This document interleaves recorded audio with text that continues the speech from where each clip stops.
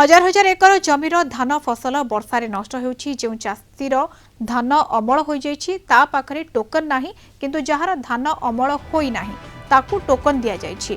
चाषी अमल होइतिबा धान केउठी रखिबो बोली कहिसंती वरिष्ठ बीजेडी विधायक प्रसन्न आचार्य। मंडी रे वर्षा पानी रे धान नष्ट होउछि संपूर्ण अव्यवस्था भितर धान संग्रह करुछंती राज्य सरकार। अनेक धान ट्रक मंडी को न जाई सीधा मिल को जाउछि।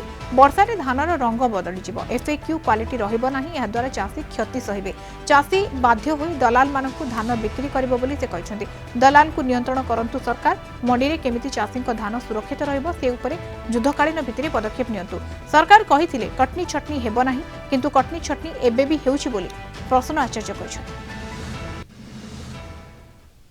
देखो सरकार बारंबार बारंबार बारंबार घोषणा कले जे सबू मंडी प्रस्तुत सबू जगार धान केमती सुरक्षित रहिबो वर्षा कोहला पाग हेले धान क्षति हेबो नाही एवं चाषी माने जो माने धान बिकिबा पई मंडी को जिवे तांको मध्य रविवार व्यवस्था हबो। सरकार सबू कथा बारंबार घोषणा कले विधानसभा भीतर भी घोषणा कले विधानसभा बाहर भी घोषणा कले किंतु आपण ए निजे कैमेरा निकरी जातु फील्ड को से अवस्था कौन है आखिरे देखिए। ये 2-3 दिन पाग खराब है से हजार हजार बस्ता धान लक्ष लक्ष क्विंटल धान नष्ट हो गला।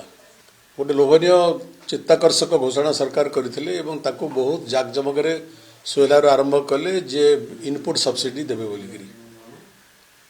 इनपुट सब्सिडी देवारे कहारी विरोध करवार नहीं आमर भी विरोध करवार नहीं किंतु आपण जेतिकी इनपुट सब्सिडी अधिक चाषी को देले 800 टका हिसाब से ताठर तो बेसी चाषी क्षति सहलानी। तथाकथित एनालाइजर मेसीन कटनी शटनी होउची चाषीर हजार हजार बस्ता धान वर्तमान मार्केट यार्ड मन नष्ट होउची। चाषी घरे धान रखी पारु नहीं मार्केट यार्ड को नहीं पारु नहीं। अनेक चाषी ता पाखरे टोकन पहुंची नहीं जहाँ पाखरे जहाँ मु कहली टोकन पहुंची ता पाखरे धान रेडी ही नहीं जहाँ पाखरे धान प्रस्तुत हो गलानी मार्केट जावाई ता पाखरे टोकन पहुंची नहीं। तेणु गोटे संपूर्ण अव्यवस्था भितर वर्तमान धान संग्रह चली।